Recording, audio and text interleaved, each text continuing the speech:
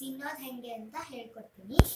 First ಈ ತರ ಶೇಪ್ನೇ plate ತಗೋಬೇಕು.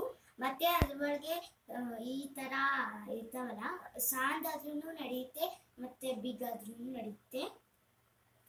ಈ ತರ ಅನ್ನ ತಗೊಂಡು ಇಲ್ಲಿ ಹಾಕೋಬೇಕು. ಅನ್ನ ತಗೊಂಡು ನೀರು ಹಾಕೊಂಡ್ರೂ ನಡೆಯುತ್ತೆ, ಮತ್ತೆ ಉಲ್ಟಾ ಪಲ್ಟಾ ಮಾಡಿದ್ರೂ ನಡೆಯುತ್ತೆ. ಮತ್ತೆ ಅನ್ನ ಇದನ್ನೇ ಇರಬೇಕು, ಬೇರೆ ಇದ್ರೆ ಸರಿ ಆಗಲ್ಲ. ಮತ್ತೆ ಹಿಂಡಿ ಯಾವ್ದಾದ್ರು ಇದ್ರೆ ನಡೆಯುತ್ತೆ. ಮತ್ತೆ ಮೊಸರು ಯಾವ್ದಾದ್ರು ಇದ್ರೆ ಹಾಲು ಮೊಸರು ಏನಾದ್ರೂ ಇದ್ರೆ ಕೆನೆ ಎಲ್ಲ ಹಾಕೋಬಹುದು. ಮತ್ತೆ ಪಲ್ಯನು ನಿಮ್ಗೆ ಯಾವ್ದು ಬೇಕೋ ಆ ತರ ಪಲ್ಯ ಮಾಡ್ಕೊಂಡು ಹಾಕ್ಬೋದು. ಮತ್ತೆ ಚಪಾತಿ ಒಳಗೆ ಒಂದ್ ಸ್ವಲ್ಪ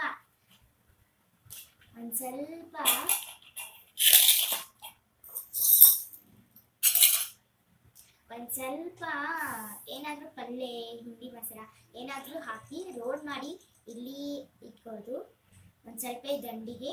ಆಮೇಲೆ ಅದು ಚಪಾತಿ ಹಾಗೆ ಲೋಡ್ ಮಾಡಲಾರ್ದೆ ಅದ್ರ ಮೇಲ್ಗಡೆ ಇಟ್ಕೊಳ್ಳೋದು.